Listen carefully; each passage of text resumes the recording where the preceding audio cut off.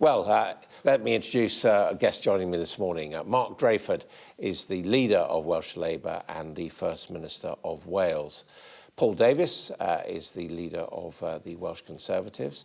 Baroness Jenny Randerson is a Liberal Democrat peer and former minister in the government's Wales office. Dalith Jewell is Plaid Cymru's Shadow Minister for Brexit, and representing the Brexit Party, we're joined by the MEP Claire Fox, born in Wales, I think. Is that right? Well, from Buckley. From Buckley, right. There we are. North Wales. Right. Well, let's just start off with the very basic question: why should people vote Labour in this election in Wales? Well, people will be voting Labour in this election because we hold out the hope that after 10 years of austerity, we will have genuine investment in our public services, that under a Labour government, our NHS will not be up for sale in some hokey deal with Donald Trump, and because a Labour government in Westminster will work with the Labour government here in Wales to be serious about the threat of climate change, something that matters so much to young people, matters so much to Wales. A Labour government will be genuine in our engagement with that issue. And Paul Davies, why vote Labour? In order to get Brexit done, that's why people should vote Conservative. And that's the message we're actually getting on the doorstep. People want to get Brexit done so that we can actually move forward as a country, so we can actually start concentrating on their priorities, investing in our vital public services. And we've already made announcements. The UK Conservative government have made announcements for more money for the health service in England, which will actually mean more money for the Welsh government to spend on the health service. We've also made announcements and more money available for education, which again will mean more money for the Welsh government to actually spend on education. And that is our message. And I think we're actually getting a very positive response on the doorstep. Of course, there's 7 days to go. We've still got a lot of hard work to do to persuade people to vote for us, but I'm very hopeful. Apologies, Conservative case, of course. They're still with a tongue by me. Why Liberal Democrat? We are a party standing clearly on a pro-Remain ticket. We believe that Brexit needs to be finished immediately by simply putting an end to it. And we're campaigning for a people's vote. We're campaigning to stop Brexit entirely because of the huge damage. It will do particular damage here in Wales. It's a largely rural economy in the middle of Wales, huge damage to farmers and to the agriculture of Wales in particular. But we're also, for example, sitting here in a university city where already we are having damage done to our academic prowess as a country. We are a country which relies to a great deal on tourism. That is also damaged by Brexit. So we believe that stopping Brexit brings a bonus, brings an additional amount of money that we will spend on the key issues that Wales needs to spend money on: education and health. OK, thank you for that. Plaid Cymru. So if people want to make sure that Wales has a voice in Westminster, then they will need to vote for Plaid Cymru. Now, I would love for people watching this debate to remember that in Wales, you don't have to choose between the Labour Party and the Conservative Party. You have another choice, and Plaid Cymru is the only party that will always put Welsh communities first. We are Wales's leading Remain party as well. We agree, we think that Brexit will be a disaster for Wales, but I think that the main thing for people to take from this is that the Conservatives have destroyed so much of our communities with austerity. The Labour Party do promise a great deal, but they've been in government in Wales for 20 years and haven't delivered on a lot of those promises. So for a vote for the future and for hope, then they will need to vote for Plaid Cymru. Claire Fox, why Brexit? Well, Welsh voices and Welsh communities were heard in 2016 in their tens of thousands and their droves, and they voted to leave the European Union. And since then, they've had that slapped in their face, actually often by Labour MPs, who basically said, we know better than you, and being traduced in the process by being told that they didn't know what they were voting for, or maybe they were xenophobic or backward or racist. And so the reason why you should vote for the Brexit Party is because it's simply a party that was set up to honour that referendum promise. And I think that the idea that kind of Labour can bring all these promises to the table, I mean, Labour runs Wales. You know, I know, you know, all this scaremongering about what somebody else will do with the NHS. I can only look at what Labour have done with the NHS here in Wales, and it's not a good story. And that includes on education as well.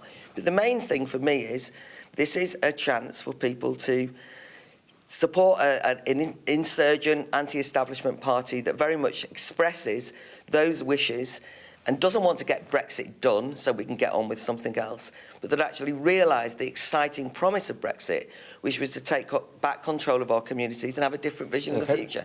Now, we've been asking you to send us questions, so let's go to our first question, which is from Lorraine Bowring in Caerphilly.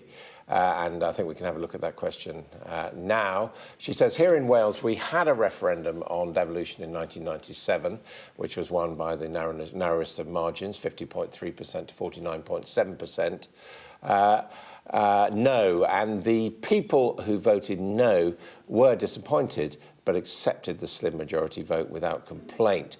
Why then do some political parties feel it's OK to insist that we have a second Brexit referendum? Well, Mark Drayford, why do we need another referendum? I mean, you know, your government is based on a very narrow referendum result. Nobody's challenging that. Well, we need another referendum. We need to put the choice back in people's hands, because this will be the single defining decision that we make in our time and for future generations to come. 3 years on from the referendum, people know far more than they did then.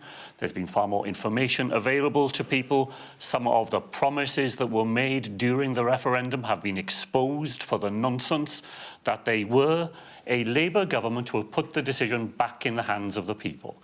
People who still think that our future is better off out of the European Union will be able to vote for that. Democratic legitimacy, what's the basis for that? I've never understood the argument that says that going back to people and asking them again is somehow anti-democratic. It enhances our democracy. In that referendum, which only a Labour government will bring, the Welsh Labour government will campaign to remain, because that is the right answer for Wales.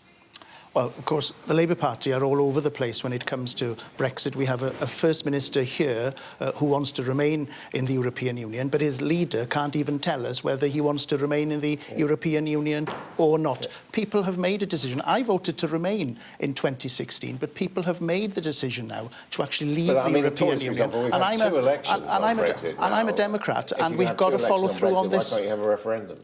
Well, people have made this decision to actually leave the European Union. I'm a Democrat. We need to follow through on the original referendum result for the sake of democracy, to make sure that we instill trust in our politicians here in Wales and indeed throughout the United Kingdom. Yeah, do you think there's a democratic problem with this, having a second referendum? I don't think that there is a democratic problem with it. I won't be glib about this. I'm not trying to ignore the fact that people voted to leave.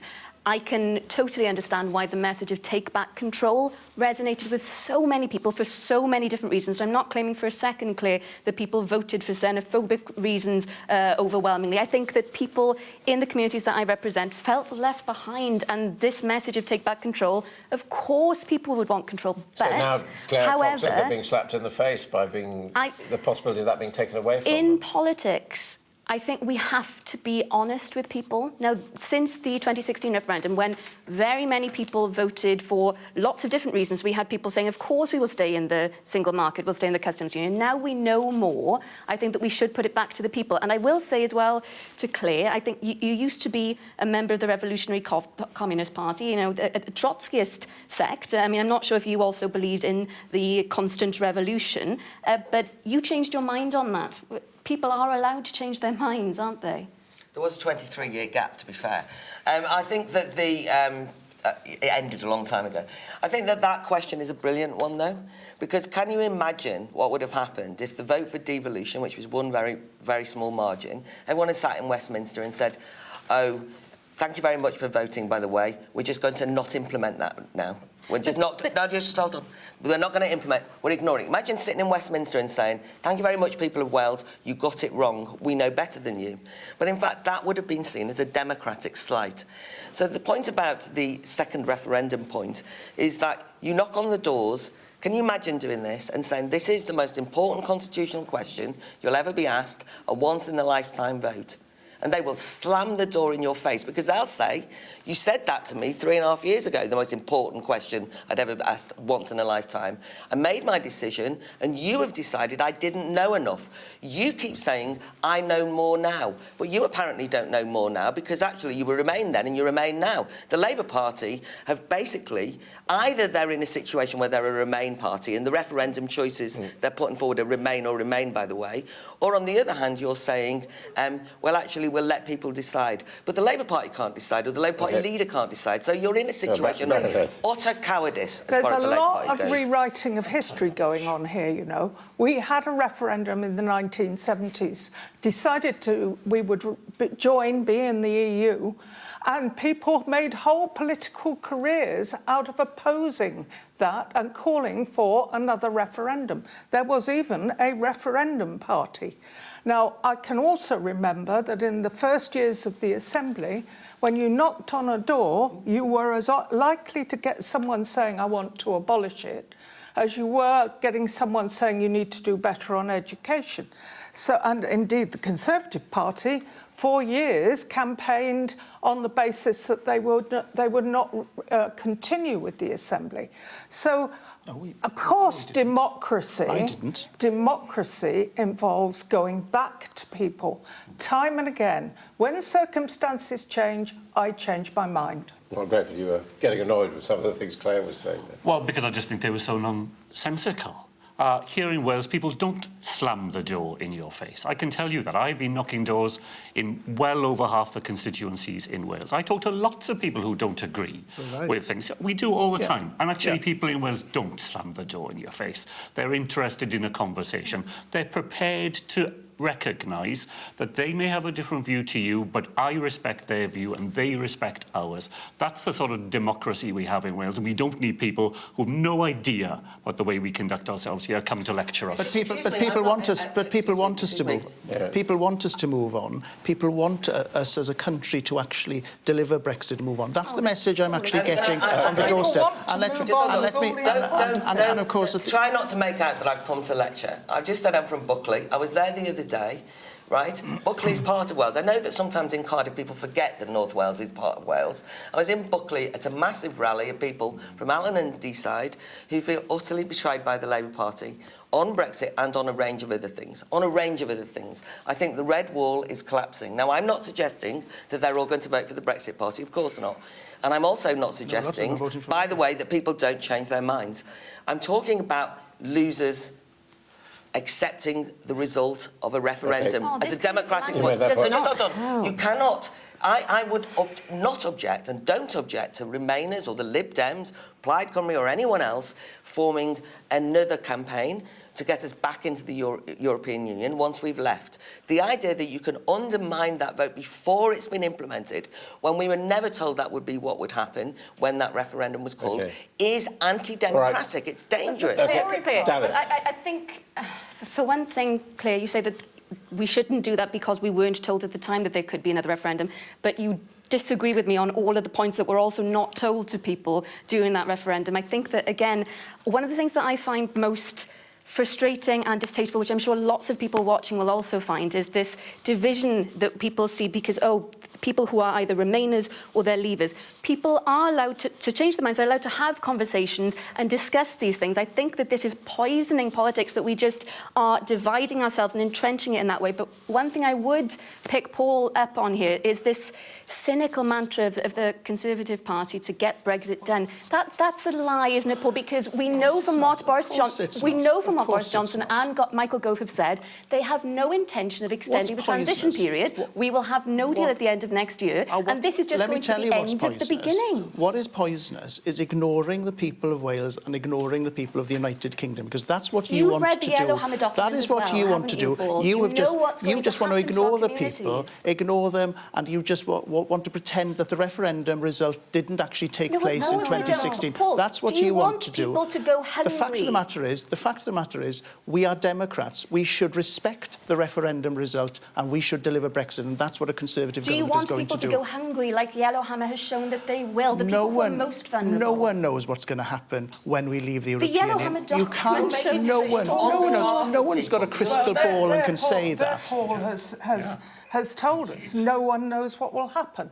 What I think is missing from this debate is that the whole concept of democracy is based on renewed votes on a regular basis. Now, that first vote was done by all of us on the basis of supreme level of ignorance, I would say. The point is made there that normally a vote is implemented and then you might change it. But Brexit has not been implemented, has it? To give the Conservatives their due, they have struggled with trying to implement it and failed spectacularly in the last 3.5 years. Because your party and the Labour Party voted against, that's why. Dominic Raab let the cat out of the bag when he said no deal is still on the table. And no deal is still on the table. That will cost us a phenomenal amount as a country. Well, we haven't got there yet. Now, we have got some breaking news, Jessica, and this actually concerns the Brexit Party and Brexit MEPs. 4 Brexit Party members of the European Parliament have resigned from the party today. They include Annunziata Rees-Mogg, the sister of Jacob Rees-Mogg, to support the Conservatives. And, of course, this follows on the expulsion of John Longworth, the former business spokesman who resigned yesterday to back the Conservatives, saying the important thing to do in this election is to vote for the Conservatives. Claire Fox, is the Brexit Party falling apart before your eyes? First of all, it's not quite breaking news because I just read it in the papers. But anyway, yes. Well, it's just been announced and confirmed. OK. It is an incredible amount of pressure has been put on the Brexit Party, largely by the Conservatives, who are basically saying that anyone who votes for the Brexit Party will split the vote. I am unsurprised that 4 people who have had previously close associations with the Conservative Party have crumbled under that pressure. If anyone thinks that the Brexit Party is like the Conservative Party, they might note that that is not likely to be the case. And is it crumbling? It's been an enormous task to start from base camp and to try and build a new party. I'm sure Plaid Cymru will understand that, and the Lib Dems. The first past the post policy doesn't help. I'm not sure that I know what you're talking about. No, it doesn't help when you're starting a new party and you're trying to break through on a two-party system. Since 1925. No, I know, but you're trying to. I said first past the post. I didn't mean that. I meant first past the post. But no, let me just to be absolutely clear. Enormous pressure. Not good thing. I was with a load of campaigners in Wakefield yesterday. They're out on the ground, the activists, talking to people, an incredible spirit of optimism about changing politics for good and in a different way. And it's a real disappointment when people lose their bottle and, you know, the week before an election, panic and run. I mean, presumably you're delighted, Paul Davies. Well, of course, if more and more people want to support the Conservatives at this general election, of course I'm delighted. And it just shows, I think, we are actually gaining more and more support as time goes on. I'm sorry, They've gone back to you rather than anything. What this shows is that the Conservative Party has become the Brexit Party. It's been eaten from within. And one thing, the Brexit Party, I'm not surprised that this is in part falling apart because the Brexit Party, it's not really a party that stands for anything. You're defined by what you're doing. Nonetheless, if you look at the opinion polls, the Brexit Party, particularly in Wales, has still got 8%, you know, which could be crucial deciding actually who takes seats, couldn't it? Well, last time I looked at an opinion poll, which was yesterday, I think the Brexit Party were on 4%, actually. But you know, I'm delighted that more and more people are actually supporting the Welsh Conservatives. I think that now indistinguishable from the Brexit Party. Not at all. Exactly what it is. The Brexit Party is a single-issue party. That's the reality. People on the far right of the political spectrum in this country are collapsing to the Conservative Party. They recognise it for what it is.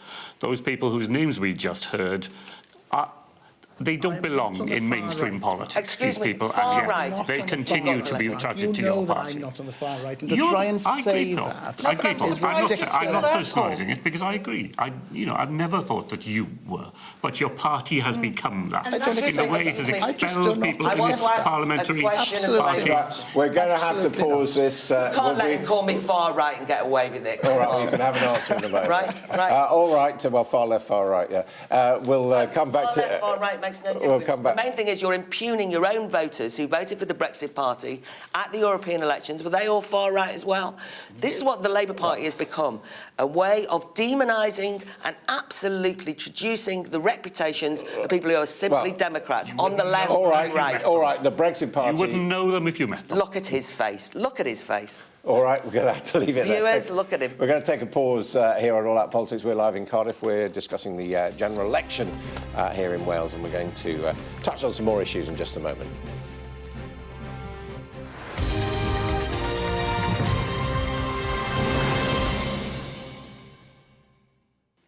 Well, this is All Out Politics. We're live in Cardiff. We're discussing the big issues facing the Welsh voters with just a week to go until the general election. This, of course, is the third stop in our tour around the nations of the United Kingdom away from England. And it's very interesting in Northern Ireland and in Scotland, the whole idea of nationalism, of independence, featured very strongly in pretty much all the discussions. Is it such a big feature here in Wales, Delyth from Plaid Cymru? Well, it certainly is, Adam. I mean, the Plaid Cymru had our best ever result in the European elections, and we beat the Labour Party for the first time in our history. We have seen over recent months many marches in support of independence, and a number of opinion polls have shown that there's a rise in support for independence. And I think that the reason why we're seeing this is that more and more people are frankly fed up with the Westminster system and with a union that has left us impoverished, that has left us behind in so many ways, and we're looking for a positive alternative. And one of the things that I have found exciting in these marches, and I had the privilege of speaking in one of them in Merthyr Tydfil, people are marching in favour of something because they're excited about something. Well, and normally we only ever see marches when people are against something. So I think this is a really unique phenomenon. What are you offering in your manifesto, you know, in the event that you became the dominant party in Wales? What would you seek to do in terms of independence? Well, Adam, this is a Westminster election, so obviously we want to win. We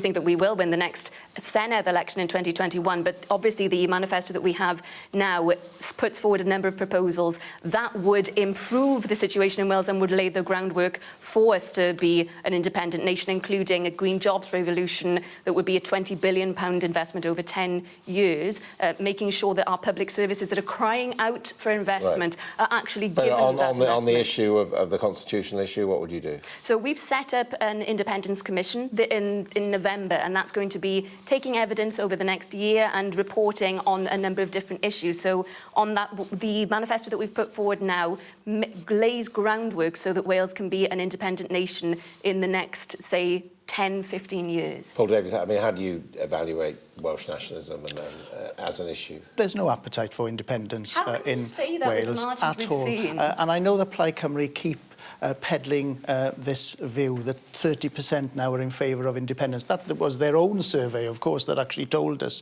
that there is no appetite for independence here. I believe in a strong Wales, in a strong United Kingdom. We have a shared culture, we have a shared history. It's important that we are members of the United Kingdom. And of course, Plaid want to leave one union, but wants to remain in another union. And that does not make any sense whatsoever. If I could take that point, please. Well, by remaining in the European Union. Yes, of course, because the two unions that we're talking about are fundamentally different. The European Union has its faults, but it is greater than the sum of those faults. Paul, if I could answer your question, please. And now I would like to answer the point that you were saying, which is just simply flawed, because the European Union has redistribution of wealth at its core. It is about solidarity between nations. Now, the union that we are a part of with England and Scotland and Northern Ireland, it is an extractive union. Wealth is not redistributed based on need. Delyth's party wants to destroy the United Kingdom. We do not want to destroy They want to transfer powers then from Westminster, not to Cardiff, but then to Brussels. That does not make any sense whatsoever. You, all unionist parties, you all agreed against the Green menace here? The last 3.5 years should have taught us that breaking up is hard to do. It's long and it's painful, and we are facing years of underachievement in the UK as a result of this Brexit phenomenon. To add the concept of independence on top of that and the chaos that would happen there. Do you know, it's simply not an idea that flies in Wales at the moment. Well, if I could say... Because Wales is not Scotland. Wales has a very long border with England. People pop backwards and forwards across that border all the time. I want Wales to have a much fairer deal, a stronger assembly, a fairer deal, but within the United Kingdom. And the United Kingdom is not serving Wales well. I find it astonishing that unionist parties keep on thinking that we will somehow get a better deal. That this is something that we have to have the levers of control. Does Brexit have a view on independence? Yes.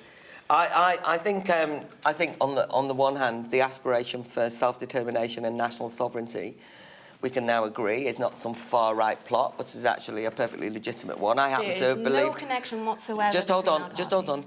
National sovereignty and self-determination, I understand that aspiration. I've not found an appetite for it in terms of Welsh nationalism throughout Wales, and I agree with what my colleagues have said. I think it's worth pointing out, you're all colleagues in the sense of this conversation. Try not to pick each other up on the wrong things.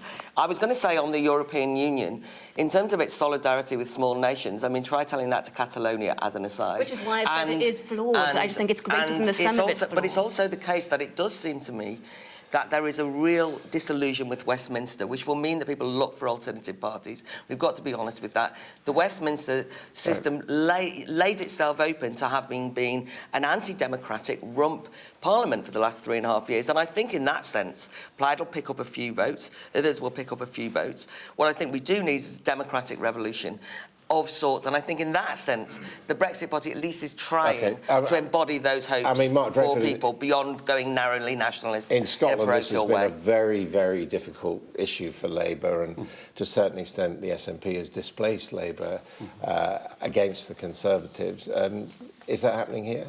It isn't happening here. You have to look at the record of 5 elections at the National Assembly, when 5 elections for the National Assembly, where Labour has formed the government here in Wales. To be Welsh, to be Labour, are identities that fit right on top of one another. But the United Kingdom is at greater risk today, I believe, than at any time in my political lifetime. We need a government that is serious about the future of the United Kingdom itself, that will do the radical reforming agenda that is necessary to allow a voluntary association of 4 nations to go on being a success into the future. So that means further devolution, further powers to Wales? It means strengthening devolution. We're a devolutionist party. I fiercely believe that decisions that affect only people in Wales should be made only by people in Wales, but I'm against borders and barriers.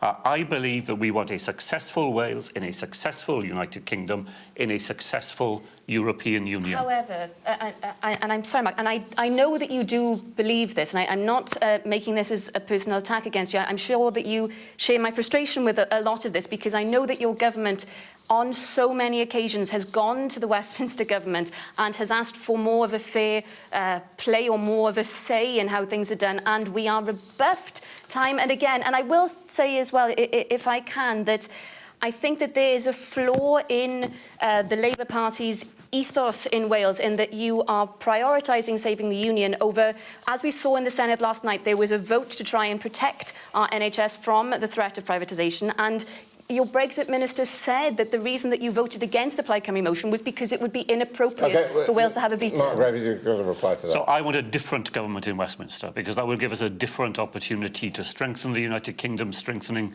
devolution. But working people in Wales have things that are absolutely identical with working people across our border in England and in Scotland.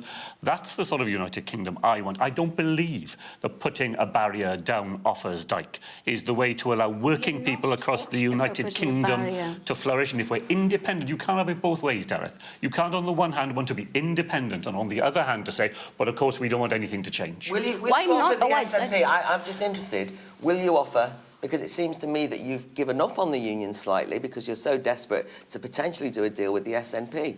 I'm just wondering what the rumours are that you're going to let them go for, a second referendum. I mean, it seems to me you're giving up on the Union. The United Kingdom is a voluntary association of 4 nations. And if any part of the United Kingdom demonstrates through elections that it wants a different future, then it must be allowed the democratic right to express that. Volunteers have to be given something for their labour. I want to come back to this in a moment, but we're going to pause here on All Out Politics. More from our debate in Cardiff in just a moment.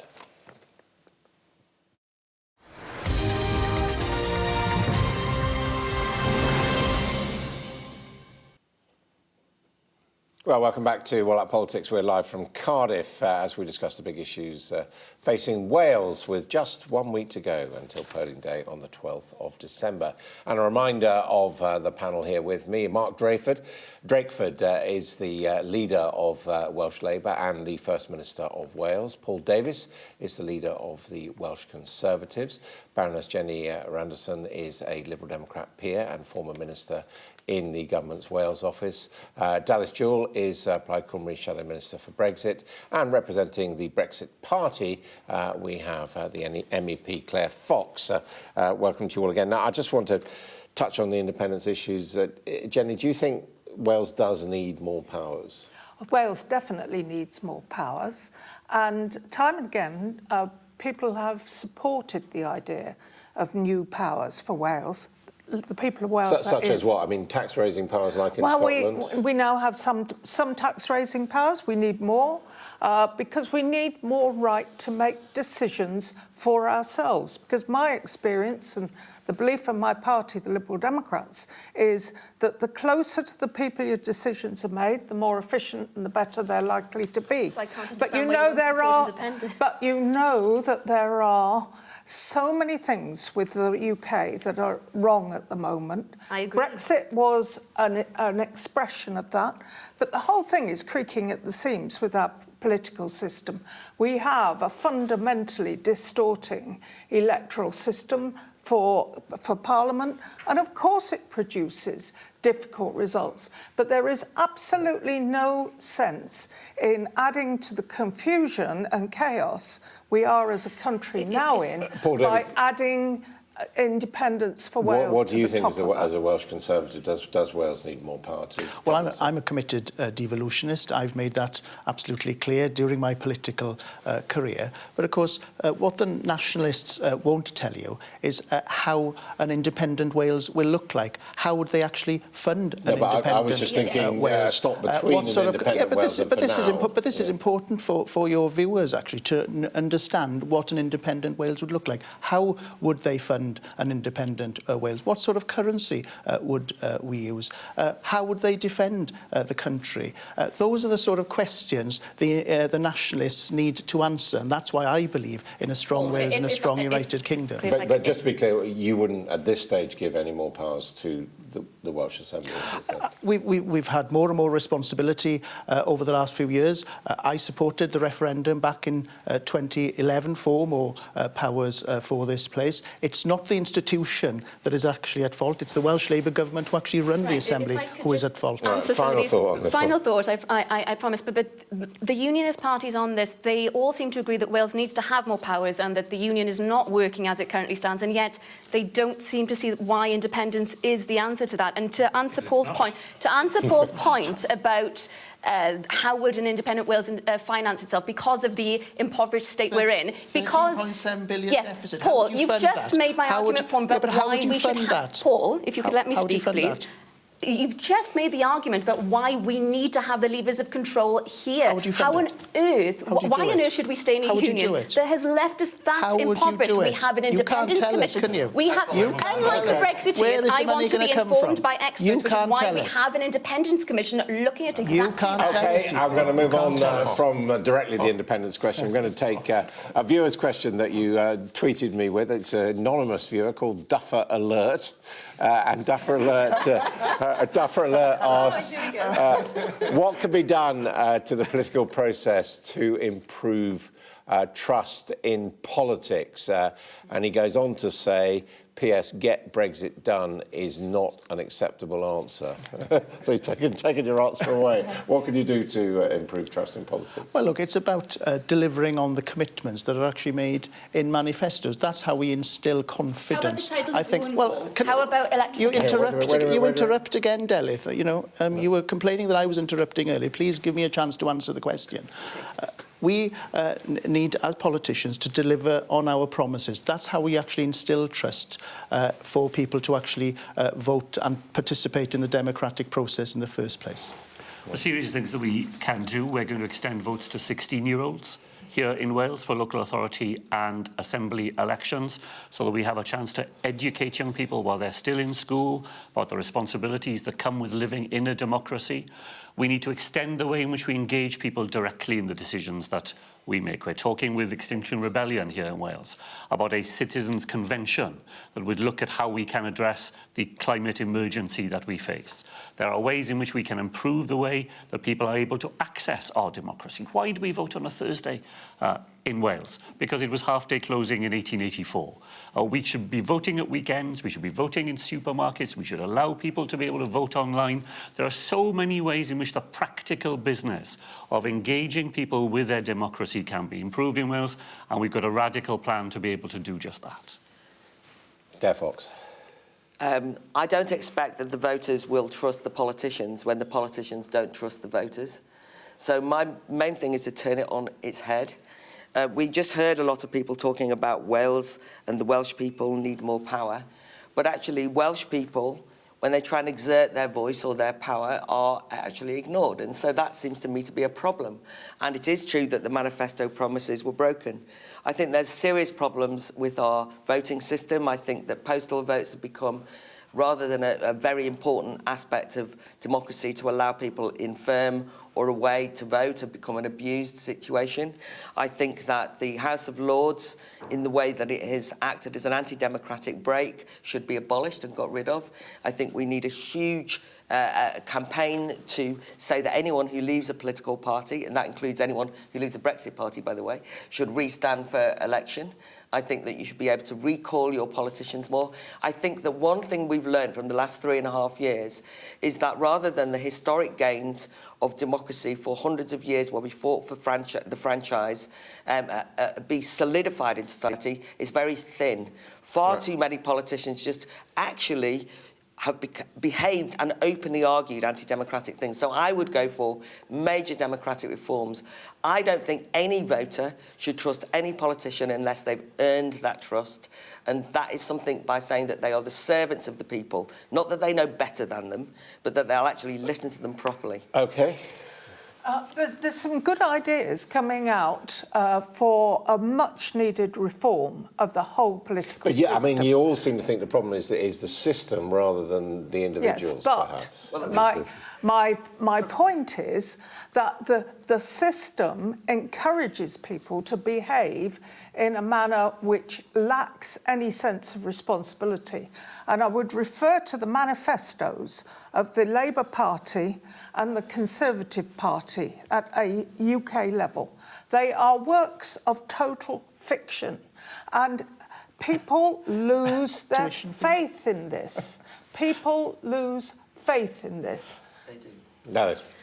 I think that in order to improve trust in politics, we need to be honest with people. I think that there's so much in political debate at the moment that is very divisive, that again, the language that's often used about betraying the voters or not listening or servants of the voters, I feel uncomfortable with it because I think most people who go into politics, no matter what party they go into, they go into politics because they want to improve people's lives. We'll have different ideas about how we want to improve people's lives, but I think we need to have more conversations like this, not just between politicians, but between politicians and voters, and we need to be able to tell the truth and be honest with people. And, for example, with Brexit, if we can see from the fact it's going to be a bad thing, we need to be able to say that rather than just being afraid that someone on the other side is going to say, you're betraying the voters. I think it really is poisoning politics, and it's worrying. No, I think honesty is very important. I think on the poisoning point,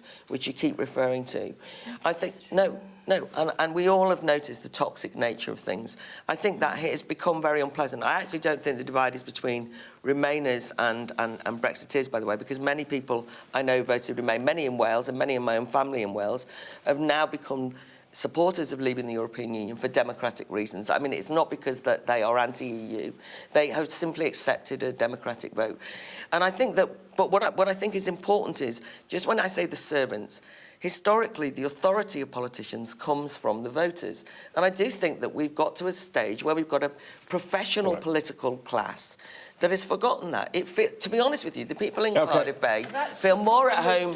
No, but they feel more at home hanging around in Brussels or Strasbourg than they would with Buckley Brexiteers, if you want to know. I mean, it's not. You know, there isn't been that connection between ordinary people and the voters. They don't face the voters eye to eye. Well, of course, and that's where you need to be honest. People are facing the voters at the general election in a week's time, and we'll continue our discussion here on All Out Politics live from Cardiff in just a moment.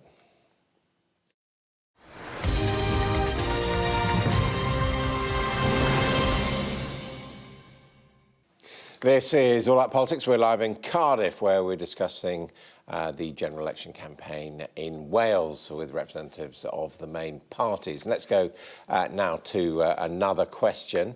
This comes in from David Powell, who emailed in. He said, vote Liberal, get Labour. Is the Welsh Assembly the one Liberal AM in the Liberal Assembly? The one Liberal AM member of the Assembly has joined the Labour group as a minister, keeping Labour in power. Will the same happen in Parliament? Liberals always vote with Labour, and of course we've already talked about the impact of Brexit on the Conservative vote. So is it a question of vote Liberal, get Labour? Well, to my cost, I know that we were in coalition with the Conservatives for 5 years. So that, you know, I mean, that's such a stupid phrase. You need to vote Lib Dem in order to deny Boris Johnson a majority. But Joe Swinson has doesn't that mean then the alternative is Jeremy Corbyn? No, it isn't, because Joe Swinson has made it absolutely clear that we are not prepared to do deals with either Boris Johnson or Jeremy Corbyn to keep them in power, to put them in power. We are going to look at individual issues and vote and support on individual issues. And before people criticise coalition arrangements from either side of the parties concerned, because I was also in a coalition government with the Labour Party here in Cardiff, you work on the maths of the things and you work on the policies as put forward. And I think the key thing people need to keep in their minds is vote Lib Dem, get Lib Dem, deny Boris Johnson a majority, do you see crash them out of Europe. The Lib Dems as secret allies?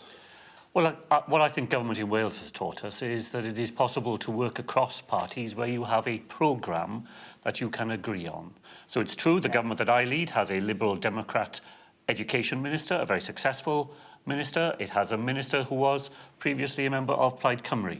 Where you can agree on a programme, you can work across political parties. That fault line, the dividing line in Welsh politics is between those on the progressive left of politics and those who are on the right.